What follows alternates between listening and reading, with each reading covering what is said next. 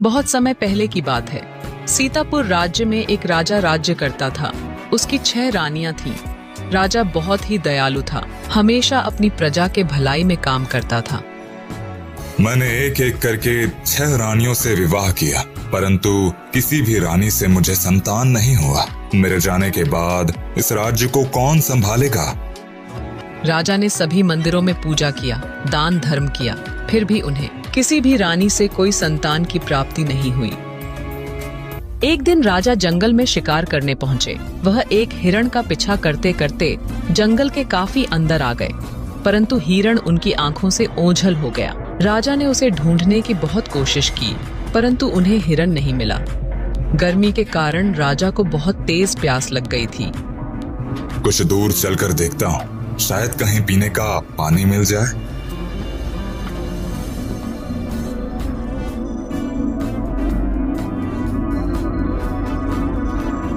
आप कौन हैं? आपको दिखाई नहीं देता। मैं स्नान कर रही हूँ। आप यहाँ कैसे आ गए? राजा ने चौंक कर देखा तो एक लड़की स्नान कर रही थी। राजा जल्दी से पीछे मुड़ जाते हैं। मुझे क्षमा करिए, मैंने नहीं देखा कि आप यहाँ पर स्नान कर रही हैं। आप कौन हैं? मेरा नाम माया है। मैं इस जंगल में लकड़ी और फल तोड़ने आती हूँ। पास ही में मेरा गांव है, जिसमें मैं अपनी माँ के साथ रहती हूँ। मैं यहाँ से फलों को तोड़कर बाजार में बेचती हूँ, जिससे हमारा गुजारा होता है। आप कौन हैं और इस जंगल में क्या कर रहे हैं? मैं इस जंगल में शिकार करने के लिए आया था, परंतु मैं रास्ता भूल गया। आप मुझे रास्ता बता दीजिए। मैं अगली बार आऊंगा तो आपको बताऊंगा कि मैं कौन हूँ। माया, यह तो बताओ कि अगली बार हमारी मुलाकात कहाँ होगी? मैं हमेशा यहीं पर आती रहती हूँ। अगर मैं यहाँ नहीं मिली तो आप मेरे गांव आ जाइएगा। मैं वहाँ पर जरूर मिल जाऊंगी।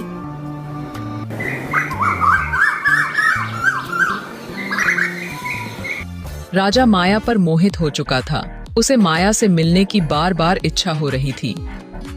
मेरी 6 रानियां होने के बाद भी मैं माया की तरफ क्यों मोहित हो रहा हूँ?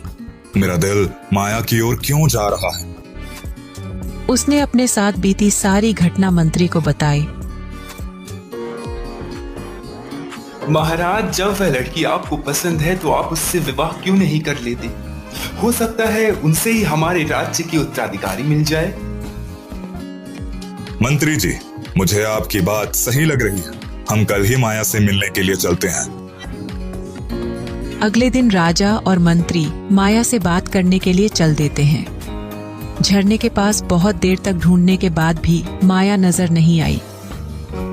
मंत्री जी, मुझे लगता है माया यहाँ से आके लौट चुकी है। उसने बोला था कि अगर मैं यहाँ ना मिली तो आप मेरे गांव आ जाइएगा। हमें उसके गांव चलना चाहिए। ठीक है महाराज, हम उनके गांव चलते हैं।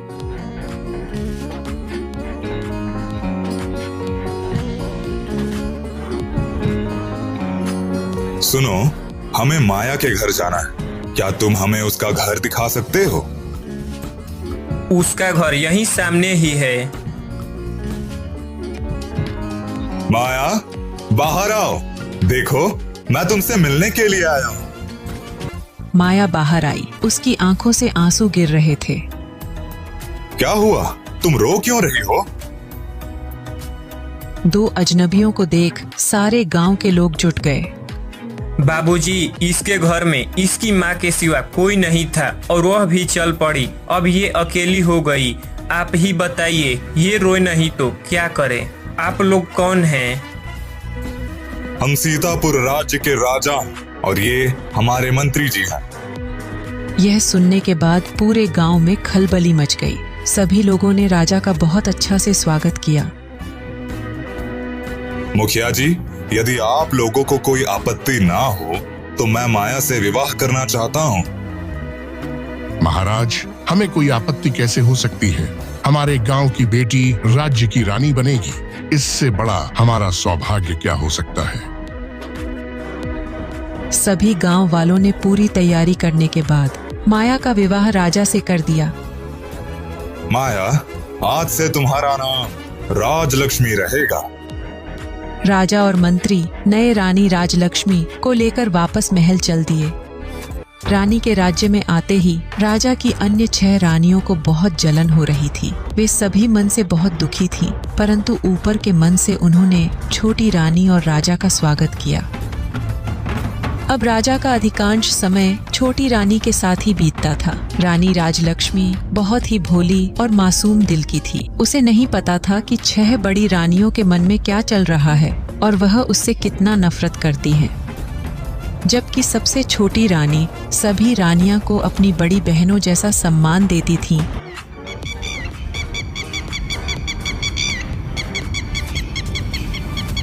राजा रानी की शादी को 1 साल हो गए, परंतु अब भी उन्हें कोई संतान प्राप्ति नहीं हुई। महाराज, हमारे राज्य में एक महात्मा आए हैं। वह बहुत ही प्रसिद्ध हैं। क्यों ना हम उनको बुलाकर इस परेशानी के बारे में बताएं? ठीक है मंत्री जी, उनको पूरे मान सम्मान के साथ महल में बुलाया जाए। जब वह महात्मा पहुंचे तो राजा ने बहुत अच्छे से उनका स्वागत किया। राजा ने अपनी सभी रानियों को भी दरबार में बुला लिया। महाराज, मैं कुछ दिनों के लिए महल में रुकना चाहता हूँ। ठीक है महात्मा जी। मंत्री जी, इनके महल में रुकने का इंतजाम कीजिए और ध्यान रहे, इन्हें किसी भी तरह का कष्ट नहीं होना चाहिए। रानियां, आप लोग भी महात्मा की सेवा करिएगा। 6 रानियां जब महात्मा को देखती तो किसी न किसी बहाने से दूसरे जगह चली जाती, जबकि छोटी रानी राजलक्ष्मी महात्मा का बहुत सत्कार आदर करती थी। कुछ दिनों के बाद महात्मा जाने लगे। तब उन्होंने सभी को बुलाकर आशीर्वाद दिया और छोटी रानी को बोला, बेटी, तुमने मेरी बहुत सेवा की है। तुम्हें बहुत जल्द संतान की प्राप्ति होगी। यह सुनकर राजा रानी बहुत खुश हुए। कुछ ही दिनों के बाद छोटी रानी गर्भवती हो जाती है और उसने राजा को यह बात बताई कि महाराज, आप पिता बनने वाले हैं। इतना सुनते ही राजा बहुत खुश हो गए। अब राजा रानी राजलक्ष्मी का बहुत ही ख्याल रखने लगे और रानी को कोई चीज का दिक्कत ना हो, इसके लिए उन्होंने कई नौकर भी लगा दिए। यह सब सुनने के बाद पूरे राज्य में खुशी ही खुशी थी। सारे प्रजा में खुशी का माहौल था, परंतु अन्य 6 बड़ी रानियों को बहुत जलन हो रहा था। छोटी रानी तो राजा को बहुत पहले से ही प्रिय है, परंतु बच्चा होने के बाद तो वह और भी उसको मानने लगेंगे। फिर हमारा क्या होगा? वे सभी आपस में बात करके छोटी रानी को परेशान करने की योजना बनाती थी, परंतु उनकी कोई योजना सफल नहीं हो पाती थी। कोई ना कोई उनके बीच में आ जाता था। कभी मंत्री जी आ जाते तो कभी राजा। दिन बीत रहे थे। रानी के गर्भावस्था का दिन भी पूरा होने वाला था। तभी महाराज, हमारे राज्य पर हमारे पड़ोस के राजा ने आक्रमण कर दिया है। मंत्री जी, आप जल्दी से सेना को लेकर जाइए और लड़ाई को संभालिए। ठीक है महाराज, मैं स्वयं जाकर देखता हूँ। परंतु मंत्री से कुछ नहीं हुआ। इसके बाद राजा ने स्वयं लड़ाई लड़ने का फैसला किया और उन्होंने बड़ी रानी से कहा, बड़ी रानी, छोटी रानी अभी गर्भावस्था में है। उन्हें किसी भी प्रकार का दुख नहीं होना चाहिए। आप उनका अच्छे से ख्याल रखिएगा। मैं लड़ाई में जा रहा हूँ। राजा इतना बोलने के बाद सेना को लेकर लड़ाई में चल दिए। अब तो बड़ी रानियों को अच्छा समय मिल गया कि वह छोटी रानी को दुख दें। वह छोटी रानी को गलत बात बताने लगी और उसे ऐसे काम करवाती थी जिससे उसके गर्भावस्था को नुकसान पहुंचे। छोटी रानी को नहीं पता था कि बड़ी रानियां उन्हें किस प्रकार से गलत बातें बता रही हैं। उसे लग रहा था कि बड़ी रानियां उसके लिए अच्छा ही सोचेगी, इसलिए वह आंख बंद करके सभी के बातों पर विश्वास कर रही थी। एक दिन की बात है, छोटी रानी को अचानक से पेट में दर्द होने लगा।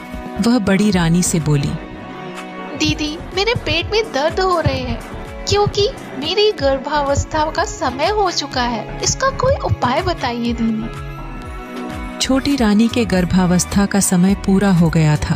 बड़ी रानी सोच रही थी कि इसका अभी इतना ध्यान रखा जा रहा है तो बच्चा होने पर कितना ध्यान रखा जाएगा। इसलिए उसको छोटी रानी से बहुत जलन हो रही थी। तुम यहीं पर रुको, मैं दाई को बुला कर लाती हूँ। सुनो, मैं जैसा बोलूंगी तुम्हें वैसा ही करना है। इसके बदले मैं तुम्हें बहुत से सोने के सिक्के दूंगी। इतना बोलकर दाई को भी अपने में शामिल कर ली। तुम छोटी रानी के दरवाजे पर जाओ और वहाँ देखो कि कोई दूसरा ना आ जाए। दाई छोटी रानी के दरवाजे के बाहर खड़ी होकर इंतजार करने लगी कि कोई आ न जाए।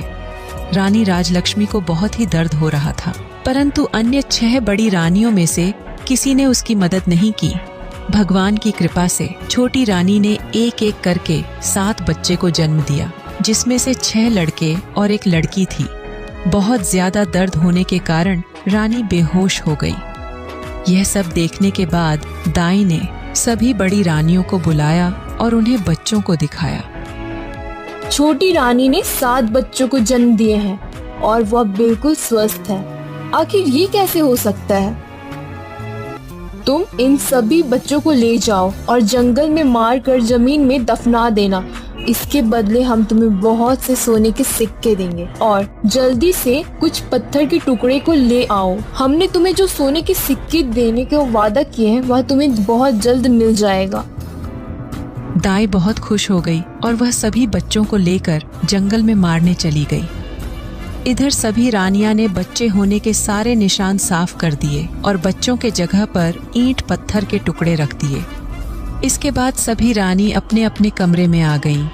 कुछ देर बाद सभी रानियां छोटी रानी के पास आई हैं और उसके मुंह पर पानी का छींटा मारकर उसे होश में लाई। होश में आने के बाद छोटी रानी बहुत कमजोरी महसूस कर रही थी। दीदी, मेरे बच्चे कहाँ हैं? मुझे लड़का हुआ है या लड़की?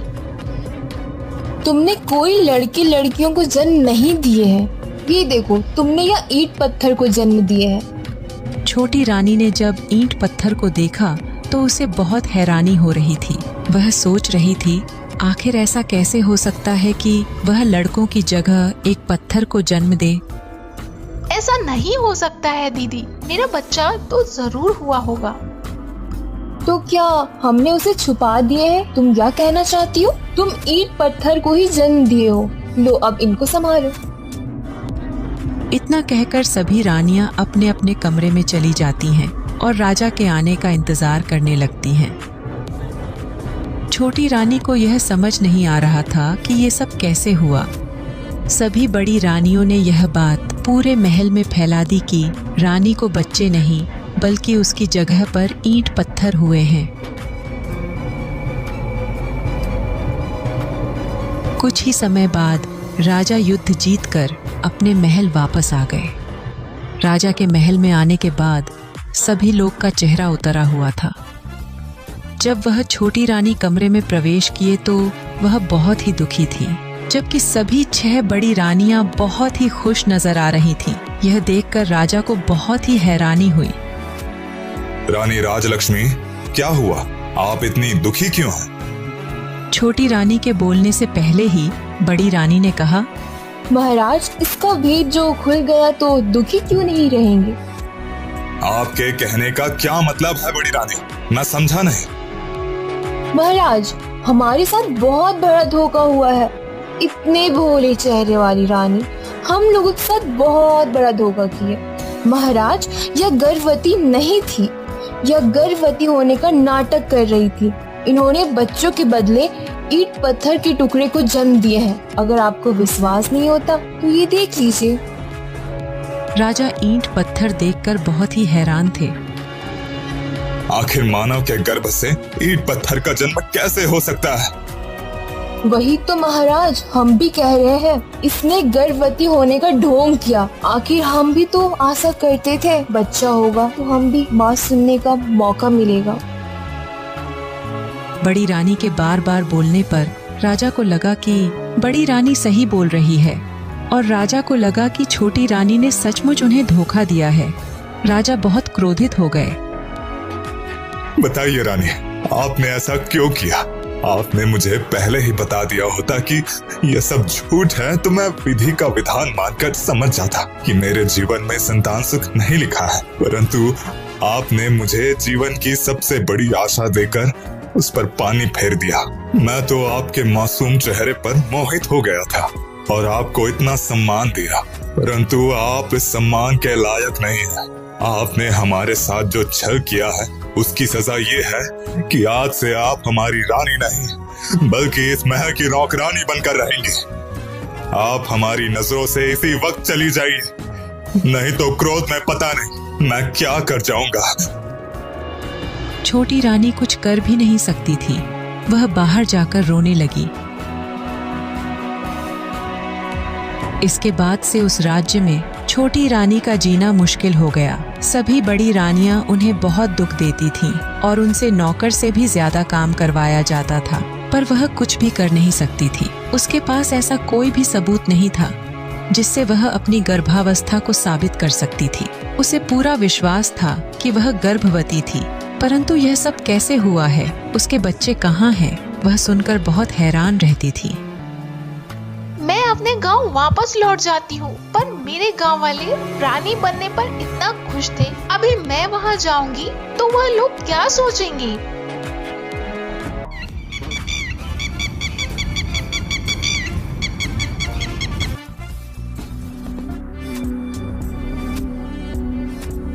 कहिए प्रधान जी, आपकी क्या समस्या है? महाराज, आपके रहते हुए किसी को क्या तकलीफ हो सकती है। हमारा पूरा गांव खुश है और किसी को कोई प्रकार की दिक्कत नहीं है। मैं तो आपको अपने गांव की एक रहस्यमयी और चमत्कारी घटना बताने आया हूँ। प्रधान जी, ऐसी कौन सी रहस्यमयी घटना हुई है जिसके बारे में मैं नहीं जानता हूँ? आप बताइए मुझे। महाराज, हमारा गांव जंगल में है, वहाँ पर बहुत से पेड़ पौधे हैं, परंतु हम वहाँ पर कुछ समय से एक चंपा का फूल और कुछ बांस के पौधे देख रहे हैं। इन पौधों को हमारे गांव या बाहर वालों ने किसी ने भी नहीं लगाया है, वह अपने आप ही उगाए हैं। शुरू में हम लोगों ने इस पर ज्यादा ध्यान नहीं दिया, परंतु महाराज, बांस के पौधों के बीच चंपा का फूल ऐसा दिखता है जैसे चंपा के फूल को चारों तरफ से सुरक्षा दिया जा रहा हो। उसे देखकर ऐसा लगता है वह बांस का पौधा चंपा की सुरक्षा के लिए ही लगाया गया हो। महाराज, इससे भी आश्चर्यजनक बात यह है कि यह चंपा का फूल आज तक कोई नहीं तोड़ पाया। जो भी उस चंपा के फूल को तोड़ने के लिए जाता है, चंपा का फूल बहुत ऊंचा हो जाता है और उसे कोई तोड़ नहीं पाता। इतना ही नहीं महाराज, उसमें से मानव आवाज भी आती है। चंपा का फूल और बांस के पौधे आपस में बात करते हैं। आखिर यह कैसे हो सकता है? कोई भी पौधा मानव आवाज में कैसे बातें कर सकता है? अच्छा प्रधान जी, बताइए, वह पौधे बात करते हुए आपस में क्या बोलते हैं? महाराज, जब भी कोई उन्हें तोड़ने जाता है तो उनमें से आवाज आती है, बांस भैया, इस गांव के लोग मुझे तोड़ने आए हैं, क्या मैं टूट जाऊं या लगूं? आकाश और उन बांस के पौधों से आवाज आती है, नहीं बहना, लग जा। आकाश और चंपा की डालियां इतनी ऊंची हो जाती है कि उन्हें कोई भी नहीं छू पाता। महाराज, गांव के सभी लोगों ने फूल तोड़ने की कोशिश की, परंतु आज तक कोई ने भी एक फूल नहीं तोड़ पाया। यहाँ तक कि कोई राहगीर और पड़ोस के गांव वालों ने भी फूल तोड़ने की कोशिश की, परंतु वे भी असफल रहे और सभी लोगों ने उसे आकाश चंपा के नाम से बुलाना चालू कर दिया। मंत्री जी, आप तुरंत उस फूल के बारे में पता लगाइए कि वह फूल किस प्रकार का है और मुझे जल्दी से जानकारी दीजिए। ठीक है महाराज, मैं स्वयं जाकर देखता हूँ। अगले सुबह मंत्री जी प्रधान के साथ उस चंपा के फूल के पास पहुंच जाते हैं। उनके साथ साथ गांव के सभी लोग भी पहुंच जाते हैं। चंपा के फूलों की सुगंध पूरे वातावरण में फैल रही थी। वहां पर मंत्री ने देखा कि प्रधान जी के बताए अनुसार वहां पर एक चंपा का फूल है। और उसके चारों तरफ बांस का पौधा है जो उसको घेरे हुए है। चंपा के फूल एकदम सामान्य ऊंचाई पर थे, जिसे मंत्री जी आराम से तोड़ सकते थे। फूलों के सुगंध से सम्मोहित हुए मंत्री जी जैसे ही फूल तोड़ने के लिए अपना हाथ आगे बढ़ाया, तभी वहां पर सभी लोगों को चंपा के फूल से निकलती हुई एक आवाज सुनाई दी। भैया, हमारे मंत्री जी फूल तोड़ने आए हैं। मैं टूट जाऊं या लघु आकाश? ना बहना, लग जा आकाश। यह वही मंत्री है जिनके ऊपर हमारी माँ की जिम्मेदारी थी। इनके आगे झुकना नहीं है, इसलिए बहन चंपा लग जा आकाश। इसके बाद चंपा की सारी डालियां एकदम से आकाश छू जाती हैं। मंत्री जी ने फूल तोड़ने की बहुत कोशिश की, परंतु उन्हें एक भी फूल हाथ नहीं लगा। बांस के पौधों से आवाज आ रही थी। जाइए मंत्री जी, आप अपना राजकाज का काम करिए। आप किसी इंसान की जिम्मेदारी संभालने लायक नहीं हैं।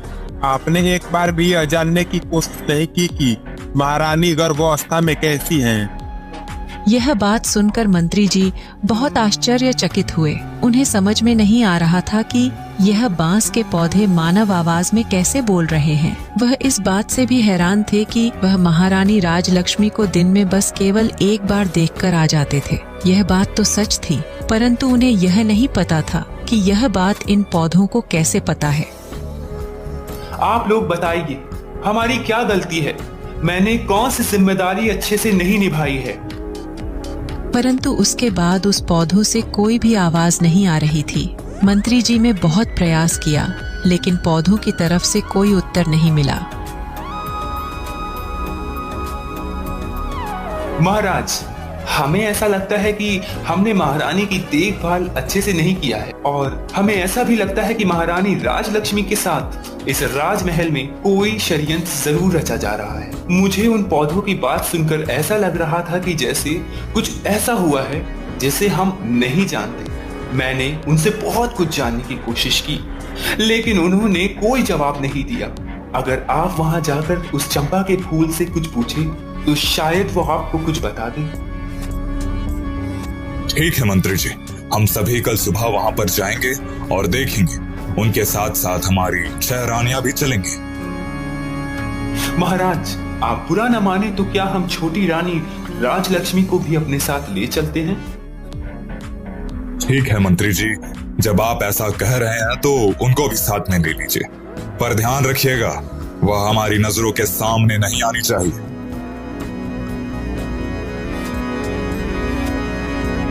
अगले दिन राजा उस रहस्य का पता लगाने के लिए चल दिए। राजा घोड़े पर सवार और उनकी 6 रानियां रथ पर, और पीछे से मंत्री जी की पत्नी के साथ रानी राजलक्ष्मी आ रही थी। मंत्री जी ने छोटी रानी राजलक्ष्मी को अपनी पत्नी के साथ एक रथ में बैठा दिया। मंत्री जी को ऐसा लग रहा था कि मैं अनजाने में बहुत बड़ी कुछ गलती की है जो मुझे नहीं पता है। मंत्री जी को पूर्ण विश्वास था कि रानी राजलक्ष्मी ने महाराज को धोखा नहीं दिया है। उनके साथ जरूर कोई छल हुआ है। इसके साथ छोटी रानी इस महल में षड्यंत्र का शिकार हुई है। सभी लोग वहां पर पहुंच गए हैं। उनके साथ साथ गांव वाले भी पहुंच गए। सुबह के समय चंपा का फूल जमीन पर बिखरा हुआ था, जिनकी सुगंध पूरे वातावरण में फैल रही थी और सबको सम्मोहित कर रही थी। राजा अब उस रहस्यमयी चंपा के फूल का पता लगाने के लिए उत्सुक थे। राजा के पास 6 रानियां, जबकि सबसे छोटी रानी मंत्री जी की पत्नी के पास थी। महाराज, यदि आपकी आज्ञा हो तो मैं कुछ फूल तोड़ लूं, क्योंकि मुझे यह फूल बहुत अच्छे लग रहे हैं। हाँ महारानी, क्यों नहीं, आप फूल तोड़ लीजिए। तभी दूसरी रानी ने बोली। महाराज ने देखा कि सभी रानियां फूल तोड़ने के लिए बेताब हैं। आप सभी फूल तोड़ लीजिए, परंतु छोटी रानी सबसे पहले फूल तोड़ेंगे क्योंकि वह सबसे छोटी है। छठी रानी ने जैसे ही फूल तोड़ने की कोशिश की, तभी उनमें से आवाज आई। बांस भैया, हमारी छोटी सौतेली माँ हमारे फूल तोड़ने के लिए आई है। मैं टूट जाऊं या लघु आकाश? नहीं बहना, तू लग जा आकाश। यह तो तुम्हें छूने लायक भी नहीं है। क्या तुम्हें नहीं पता कि इन्होंने हमारे माँ के साथ कैसा छल किया है? इसलिए बहन तू ना टूट और लग जा आकाश। इसके साथ ही चंपा की डालियां ऊपर उठने लगी और आकाश छू जाती हैं। रानी के अपने जगह पर आते ही वह डालियां फिर से अपने छोटे आकार में आ जाती हैं। इसी प्रकार 5वीं, चौथी, तीसरी, दूसरी रानी भी बिना फूल तोड़े निराश होकर वापस लौट जाती है। अब बड़ी रानी की पारी थी। सभी लोग ध्यान से सुन लो, मैं इस राज्य की बड़ी रानी हूँ। मुझे फूल तोड़ने के लिए किसी की आज्ञा लेने की जरूरत नहीं है, इसलिए चंपा तू मुझे फूल तोड़ने दे। बांस भैया, हमारी बड़ी माँ हमें धमकियाँ दे रही है फूल तोड़ने के लिए। मैं टूट जाऊं या लघु आकाश? नहीं पहना, तू मत टूटना और लग जा आकाश। ये तुम्हें आदेश देने का कोई अधिकार नहीं है। या की बड़ी रानी होंगी और अपने महल की रानी होंगी, परंतु हम इनके प्रजा नहीं है। बहना, क्या तुम्हें याद नहीं है, इन्हीं के आदेश से तो सारा काम हुआ था। क्या तुम्हें याद नहीं है, इन्होंने ही तो हमारी माँ के साथ सबसे ज्यादा अत्याचार किया है और हमें जंगल में भेजकर मरवाने का आदेश दिया था। यह तो महारानी बनने लायक भी नहीं है। राज्य की महारानी तो सबकी माँ होती है, परंतु इन्होंने तो माँ होने का भी कर्तव्य नहीं निभाया। तुम इनको अपना फूल कैसे दे सकती हो बहना? इसलिए तुम झुकना नहीं, आकाश में ही रहो। गांव वाले, राजा और मंत्री सभी के सामने यह सब सुनने के बाद रानी का सर लज्जा से नीचे हो गया और वह चुपचाप जाकर अपने स्थान पर खड़ी हो गई। परंतु वह फूल को दंड भी नहीं दे सकती थी। उसका मन तो रहा था कि सारे पौधों को कटवाकर फेंक दें, परंतु वह कुछ नहीं कर सकती थी। अब चंपा की डालियां पहली वाली अवस्था में आकर नीचे हो जाती है। तभी महाराज उठे और चंपा का फूल तोड़ने के लिए आगे बढ़े। तभी चंपा के फूल से आवाज आती है, नाना महाराज, ना, आप ऐसा कभी नहीं करिएगा। आपको फूल तोड़ने से रोकने के लिए मैं अपने भैया से भी अनुमति नहीं लूंगी। अगर भैया ने हाँ भी कह दिया तो भी मैं नहीं टूटूंगी, इसलिए आप अपना हाथ पीछे ही रखिए। तुम यह बताओ, मैं इस राज्य का राजा हूँ। मैंने आज तक अपने प्रजा को खुश रखने के लिए क्या क्या नहीं किया। मैंने आज तक किसी को कोई नुकसान नहीं पहुँचाया, ना ही मैंने किसी जीव, जंतु या पक्षियों को कोई नुकसान पहुँचाया है। फिर भी तुम ऐसा क्यों कह रहे हो? आप पूरे राज्य की प्रजा का ध्यान रखते हैं, परंतु दूसरे लोग जो आपसे कहते हैं आप उन्हीं की बातों पर विश्वास करते हैं। आप अपने नजरिए से कभी सच्चाई जानने की कोशिश नहीं की है। आपने पूरे प्रजा को संतान मानना, परंतु आपने अपनी संतान की खोज खबर करने की कोशिश नहीं की। आपने कभी यह जानने की कोशिश नहीं की कि आपकी संतान कहाँ है। आप अपने पूरे राज्य की सुरक्षा करने की बात करते हैं, परंतु आप तो अपनी एक गर्भवती पत्नी की सुरक्षा नहीं कर पाए। आपने एक सच्ची नारी को धोखेबाज कहकर उसे नौकरानी बना दिया। इस प्रकार हमारे मृत्यु के षड्यंत्र में आप भी शामिल हो गए हैं। क्या अब आपके फूलों को कोई नहीं तोड़ पाएगा? यह जानने का अधिकार आपको नहीं है, इसलिए आप अपने राज्य वापस जाएं और अपने राज्य का संचालन करें। आपकी प्रजा आपकी संतान है, परंतु आपने अपनी संतान का कोई सुरक्षा नहीं किया। जाइए, आप अपने प्रजा का ही सुरक्षा कीजिए। क्या अब आपके फूलों को कोई नहीं तोड़ पाएगा? यह जानने का अधिकार आपको नहीं है, इसलिए आप अपने राज्य वापस जाएं और अपने राज्य का संचालन करें। आपकी प्रजा आपकी संतान है, परंतु आपने अपनी संतान का कोई सुरक्षा नहीं किया। जाइए, आप अपने प्रजा का ही सुरक्षा कीजिए। राजा को बोलने के लिए कुछ भी शब्द नहीं था, इसलिए वह अपने जगह पर आकर खड़े हो गए। महाराज, यदि आप बोले तो हम छोटी रानी को इन पौधों के पास फूल तोड़ने के लिए भेजें? राजा के बोलने से पहले ही बड़ी रानी ने बोला, मंत्री जी, जब वह फूल महाराज के हाथों से भी नहीं टूटी तो वो एक धोखेबाज के हाथ से कैसे टूटेगी? मंत्री ने प्रश्नवाचक में महाराज की ओर देख रहे थे। चंपा के फूल से इन सब बातों को सुनने से राजा को भी शक होने लगा था कि मेरे साथ जरूर कोई धोखा हुआ है। ठीक है मंत्री जी, आप उनको भेजकर फूल तोड़ने के लिए कह दीजिए। महारानी राजलक्ष्मी, आप फूलों को तोड़ने के लिए जाइए। मंत्री जी, मेरे हाथ इतने ऊंचे कैसे जाएंगे? महारानी, आप एक बार जाकर तो देखिए। अगर फूल नहीं टूटता तो कोई बात नहीं, पर एक बार जाकर तो देखिए। तभी रानी आगे जाती है और बड़े ही प्यार से चंपा के तने को सहलाती है। रानी को ऐसा लग रहा था कि उनको सहलाने से उनको बहुत आनंद आ रहा है। पास भैया। बहन चंपा, तुम रो रही हो? भैया, हमारी माँ फूल लेने आई है। उन्होंने बड़ी प्यार से मेरे को सहलाया है। उनका प्रथम कोमल स्पर्श पाकर मैं आनंदित हो गई। भैया, आप मुझे आदेश दीजिए, मैं क्या करूं? मेरा तो मन कर रहा है मैं अपने सारे फूल माँ के चरणों में समर्पित कर दूं। हाँ बहना, तुम्हारा जो दिल कर रहा है वही करो। माँ के चरणों में तो स्वर्ग है। माँ के चरणों का स्पर्श कर लो। तभी चंपा के फूल रानी के चरणों की ओर गिर जाते हैं और उन पर बरसने लगते हैं। यह नजारा देखकर सभी लोग हैरान थे। रानी के आंखों से लगातार आंसू बह रहे थे। यह नजारा देखकर सभी लोग भावुक हो गए। बताओ तुम लोग कौन हो? तुम लोगों ने किसी को भी अपने फूल छूने तक नहीं दिया और छोटी रानी पर फूलों की वर्षा कर रही हो और उनके चरणों में गिर रही हो। बताओ, इन सब का मतलब क्या है? मैं सब जानना चाहता हूँ। महाराज, मैं चंपा और 6 बांस आपकी और छोटी रानी के ही संतान हैं। हम सभी का जन्म एक साथ ही हुआ था। हमारे 6 बड़े भाई और मैं सबसे छोटी बहन। हमारी जन्म के समय हमारी माँ को बहुत दर्द हो रहा था और उन्होंने बड़ी रानी से मदद मांगी, परंतु बड़ी रानी ने हमारी माँ की कोई मदद नहीं की। परंतु भगवान की कृपा से हमारा जन्म हो गया। तभी बड़ी रानी ने दाई से बोलकर हम सभी को जंगल में फेंकवा कर दफनाने को बोली और कुछ ईंट पत्थर के टुकड़े को हमारी माँ के पास रख दिया। इससे हमारी माँ को यह पता नहीं चल पाया कि हमारा जन्म हुआ कि नहीं। और आपने भी मेरी माँ की बात सुनकर धोखेबाज कहा।